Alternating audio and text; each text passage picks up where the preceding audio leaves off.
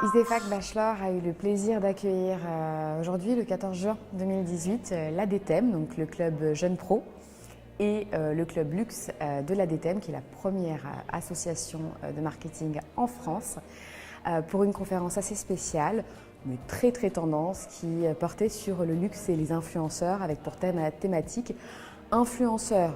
Influent quoi? Les nouvelles tendances du marketing d'influence dans le luxe. Aujourd'hui, on a une majorité de personnes qui se connectent tous les jours sur les réseaux sociaux.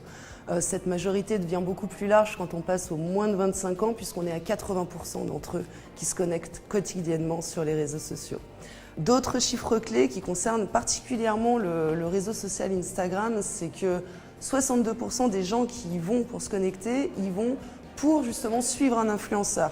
Et là, on arrive du coup sur l'importance du marketing d'influence, notamment sur ces réseaux-là, ces réseaux sociaux visuels qui sont particulièrement utiles pour tous les univers de la mode, du fooding, du lifestyle, tout ce qui est très visuel finalement. David Guetta va faire une publicité pour un casque audio.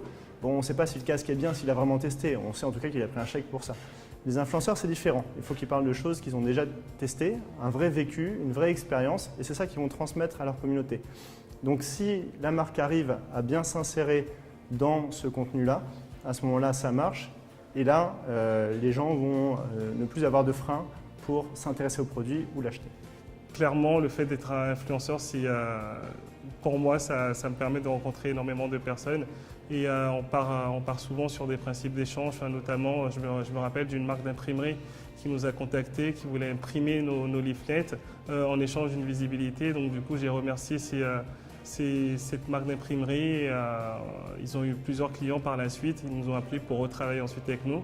Où typiquement, on a eu des sponsors comme Coca-Cola qui nous ont sponsorisés pour le lancement il y a 2 jours de la deuxième collection. Donc c'est vrai qu'avoir ce rôle d'influenceur et connaître aussi un réseau d'influenceurs, c'est une publicité directe pour elles, dans le sens où la marque elle est impactante, mais ils savent qu'ils ont un retour aussi parce que directement je communique aussi sur elle.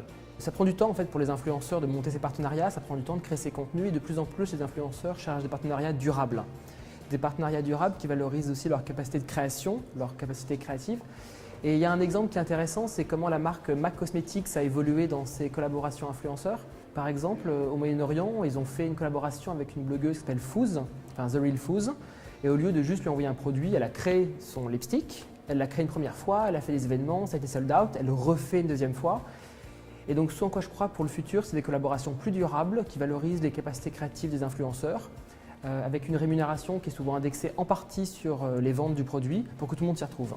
Ça va être de plus en plus précis, je pense. Il y a des communautés, ça commence vraiment à être de plus en plus niché. Donc je pense que les marques ont tout intérêt à plutôt viser des micro-communautés, des micro-influenceurs pour toucher justement un public qui est beaucoup plus engagé sur leur contenu. En fait, le rapport entre un micro-influenceur et sa communauté est beaucoup plus proche. Et je pense que les marques ont aussi besoin de ça, une personne qui soit capable d'avoir un rapport proche avec leur communauté.